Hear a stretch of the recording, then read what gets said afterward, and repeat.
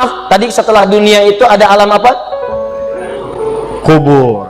Sebelum pindah ke akhirat, pertengahannya ada alam kubur. Nih lihat sini nih. Kalau orang sudah selesai di alam ini, maka Allah wafatkan. Kullu nafsin dha'iqatul maut. Setiap yang punya jiwa akan kedatangan maut. Siapa yang bawa maut? Namanya malakul maut. Kalau malakul maut sudah bawa maut, maka dia mulai mewafatkan sampai meninggalkan dunia ini. Apa dalilnya Ustaz? Quran surah 32 ayat yang ke-11, paling kanan sebelah bawah. Qul yatawaffakum malakul mautil ladzi wukkila bikum. Kata Allah, katakan Muhammad kepada semua umatmu, setiap yang punya nyawa itu akan diutus malakul maut untuk mencabut nyawanya. Datang maut, makanya orang yang belum meninggal, yang belum dicabut, namanya disebut oleh Al-Quran dengan nama mayitun. Nih, ada ya-nya, ada taknya. Ya-nya ada tasdidnya begini. Mayit, kalau ada tasdid berarti artinya CM, calon meninggal. Jantung jangan tersinggung kalau dikatakan mayit ya. Iya. Sama dengan ustaz. Iya. Innaka mayyitun wa innakum mayyitun. Engkau mayit, mereka pun mayit. Engkau akan wafat, mereka pun wafat.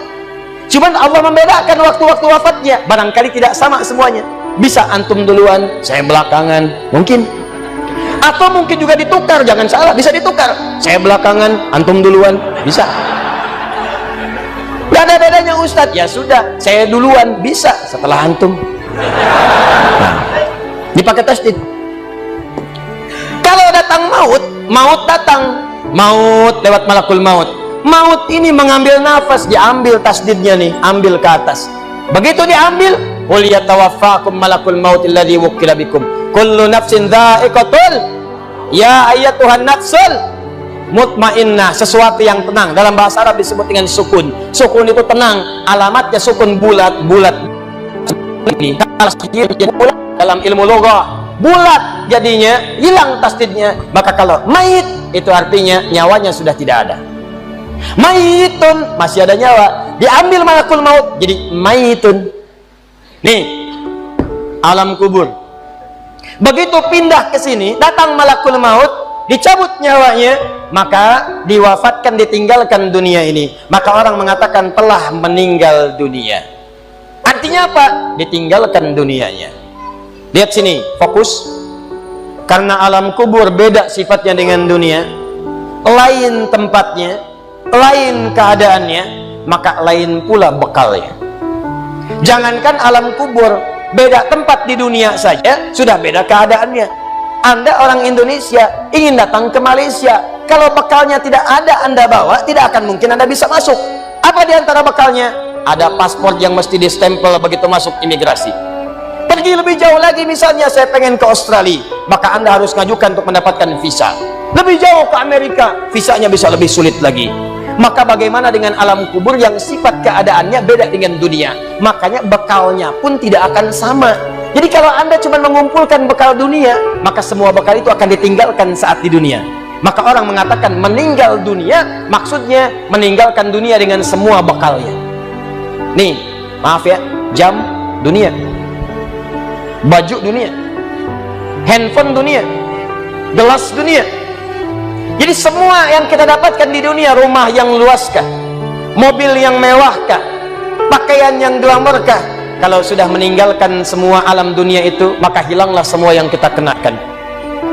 Habis semua kita tinggalkan. Walaupun Anda koleksi yang bagus-bagus, tetap tidak akan pernah dibawa. Jangankan Anda, yang mengantarkan saja tidak akan menyertakan.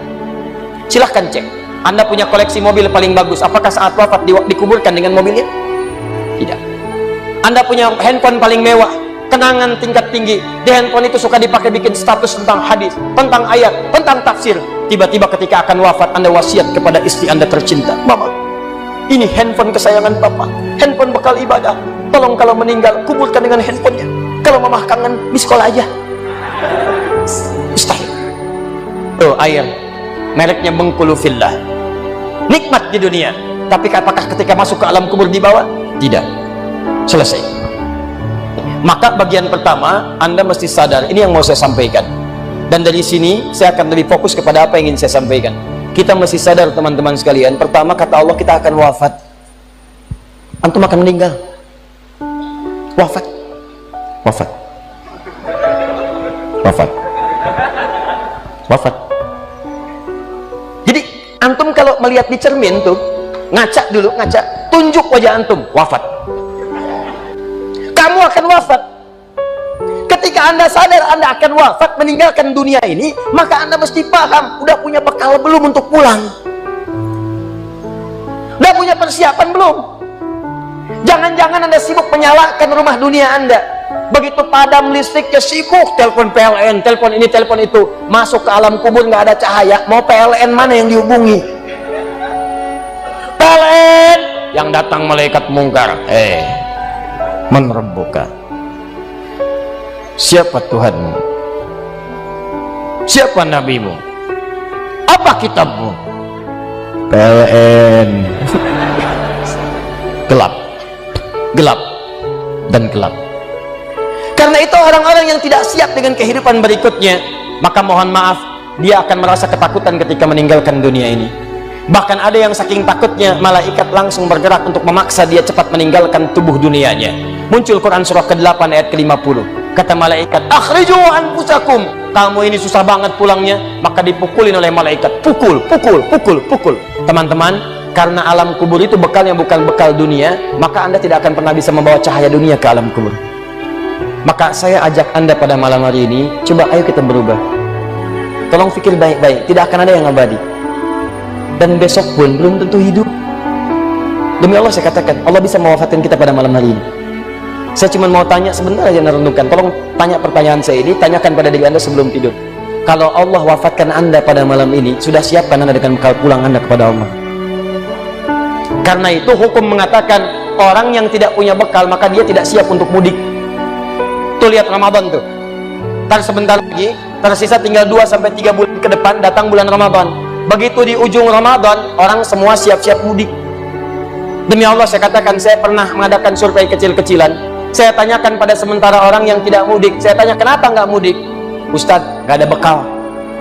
Dunia saja tidak punya bekal, malu mudik. Tidak punya bekal, susah mudik.